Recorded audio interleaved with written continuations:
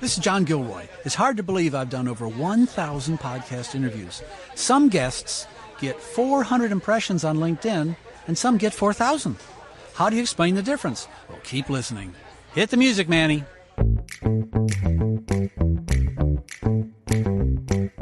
Welcome to the Federal Tech Podcast, where industry leaders share insights on innovation with a focus on reducing cost and improving security for federal technology. If you like the Federal Tech Podcast, please support us by giving us a rating and review on Apple Podcast. Ever since COVID, I've been doing lots of in-person interviews at barbecue places, fish shacks, breweries. I am recording this from Caboose Brewery in lovely downtown Vienna, Virginia. You can hear from the background, this is an event we have. It's called Bike for Your Beer. It's a fundraiser for women in technology. If you want to participate, go to bikeforyourbeer.com and see what's going on here. So we're recording this for several different reasons, and I'm going to set up my topic here so you understand.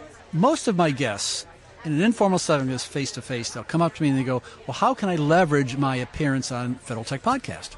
And I'll say, there's 4 ways to leverage your appearance so you can increase reach and improve brand awareness for your company. Basically, what you have to do is tell the story visually, be specific, make it easy to reach you, and then ask. Let's take these one by one. Okay, numero uno, number 1, tell the story visually. Oh, this is counterintuitive, isn't it? You can say, well, John, this is a podcast. How can you tell the story visually? Well, our human brains react to images much better than audio or text. Studies have shown that your optic nerve is 40 times faster than your audio nerve. So what you have to do is tell the story visually. I got those figures out of a book called Neuromarketing by Patrick Renevoix. You can look that up. So, start with your publicity photo. Make sure you have a great publicity photo, especially on LinkedIn. I have changed the publicity photo on LinkedIn for clients and seen their followers double and then double again. So it really works. Even better, get a photo during the podcast face-to-face. It's not that difficult. You can ask the podcast producer if they can, for example, record at a conference or record at an office. It's pretty easy to set up. The where is not important.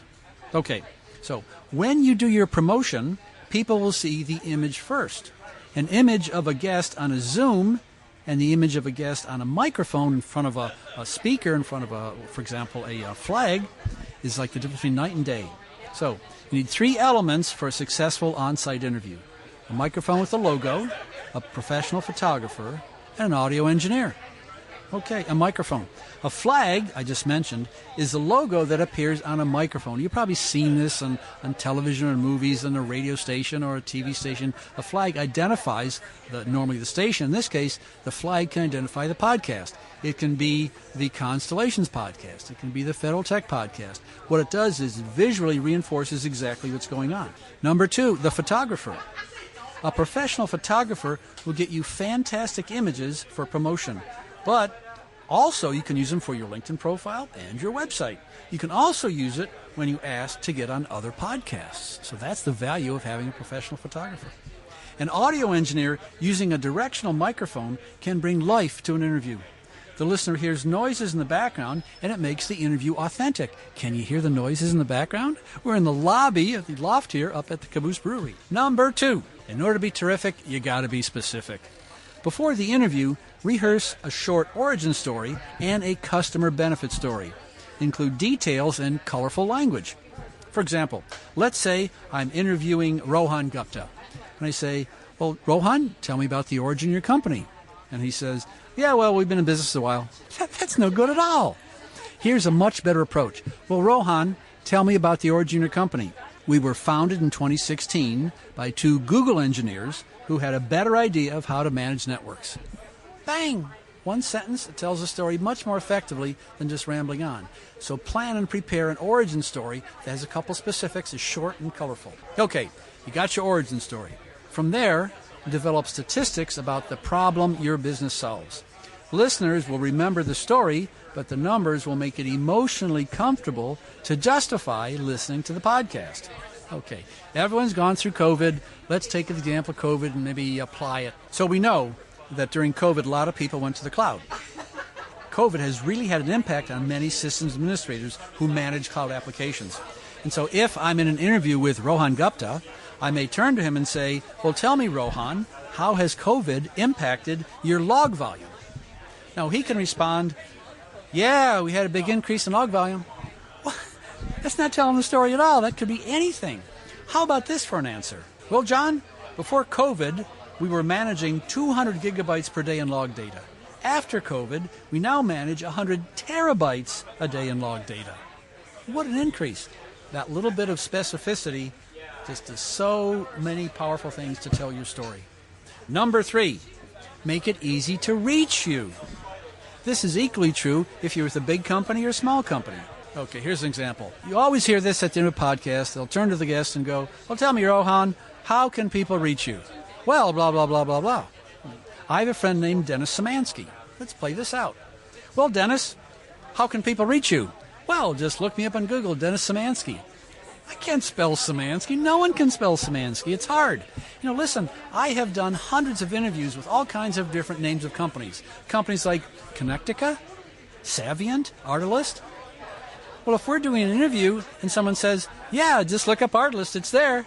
Well, it doesn't make any sense at all. So if you have an easy company like IBM, that's fine. No problem at all. What if you don't? What if you have a tough name company? So the way you do it is you take and you register an easy-to-remember website and redirect it to your company. So you can have federaltechpodcast.com and redirect it to Szymanski Software or Rohan Gupta Solutions or whatever. For example, let's play this out with Dennis Szymanski again. Well, tell me, Dennis, it was a great interview here. How can people reach you? Well, I got a tough last name, Szymanski. The best way to contact me is with my website, federaltechpodcast.com. Easy peasy lemon squeezy. You can write that down or remember. It's very easy to remember all those consonants in Szymanski. You're not going to remember Szymanski or Savient or anything else. Let's take another example. Well, thank you, Dennis. How can people reach you? Well, my name is hard to spell, but the fundraiser is easy. Bikeforyourbeer.com. All of a sudden, you can promote events that way. You can promote your company. You can promote a nonprofit. I'm going to a nonprofit fundraiser this evening. I hope they're using easy-to-remember websites. So also at the end of an interview, people will also say, well, geez, how can people reach you? You want to take that as an opportunity to connect to the audience. What you want to do is combine a couple things. You want to call to action and combine it with an easy-to-listen-to or to remember website. A good call to action is something like a PDF or a tip sheet or a guide or a course or something like that. Make sure it's free. That way the audience can connect with it. Many times podcasts sit and people listen to them 6 months after they're recorded. So you want to have a way to connect to your audience even after you've recorded it. Here's an example. So tell me, Rohan Gupta, how can people reach you? Well, it's easy. Go to federaltechpodcast.com and download the scorecard on how to leverage your podcast appearance. Right there. It's a very easy way. It's a great call to action. I've seen so many people interview and don't have any call to action at all. They'll say, well, how can people reach you? Well, look me up in Google. Thanks. Bye. Well, not going to make anything at all. Okay. Number 4, ask. That's a simple word. Yeah. Ryan Levesque once wrote a book called Ask. You can look it up on Amazon. Ask? That's the title. Yeah. Well, what about ask in your podcast appearance? Ask the host to mention the call to action verbally and on the show notes page with a link. Oh, that's some power there. Ask the listeners to download the valuable PDF from the URL you mentioned. Oh, yeah. Ask your company to include your appearance on the company website. You can slip it into a blog, into a press release, an event, but get that on your company website because you can drive traffic there. Ask your social media team to prepare for the release of the interview and then hit hard, especially in the first 72 hours.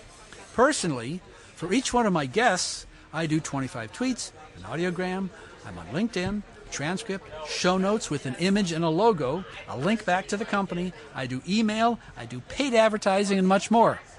So if that's what I do, your team should double my efforts. Back to ask. Ask your followers on LinkedIn to comment, not like. Like is useless on LinkedIn. They don't value that at all. A 12-word comment is worth 100 likes. You can prime the pump by asking questions. I just appeared on the Federal Tech Podcast. What do you think about a software bill of materials? What do you think about identity management? What do you think about quantum encryption? That way you can get a response and go back and forth, engage the audience on LinkedIn, and all of a sudden, more and more people are going to listen to your podcast. Ask, finally, to get another podcast based on your appearance. Now, you have a picture of you in front of a microphone, you've got a website with a show notes page, and then you can go to other podcast companies and go, yes, Cleavon, I would like to be on your podcast. I've done it before. You don't have to worry. I'm articulate and have the answers, and it's fun. Cleavon's going to go, well, this guy's going to be a safe bet because I don't want a guy who's never been on the air before. Let's get him in, because that's basically how humans work. They want life to be easy for them. Okay, time for a quick review. How to leverage your podcast appearance. Number 1, tell the story visually, not verbally. Get a professional photographer, get a flag, go on site, go to a brewery, go to Ford's Fish Shack, be out there in the world and get pictures. It just makes it so much more authentic.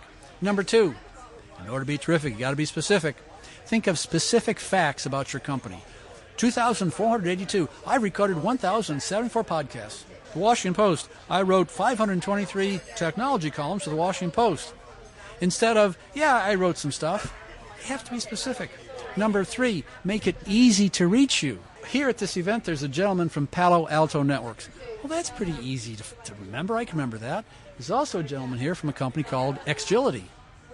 Well, Xgility, I know how to find Xgility. That's too tough to find. So make it easy to reach you. Best way to do it, just register a website and redirect it to your company. Finally, ask. I love Ryan's book. If you want to pursue it, go get his book. He'll tell you all the things about asking, but ask to be on more podcasts, because one podcast builds on another, and you get free publicity, and you are able to increase reach and provide brand awareness for your company. I'd like to thank our guest, John Gilroy, moderator of the Federal Tech Talk, for doing a solo episode. By the way, I'm up to a friend, Claude, and I said, hey, Claude, you think I should do a solo episode? He said, what do you mean, solo, I can't hear you? Thanks for listening to the Federal Tech Podcast. If you like the Federal Tech Podcast, please support us by giving us a rating and review on Apple Podcast.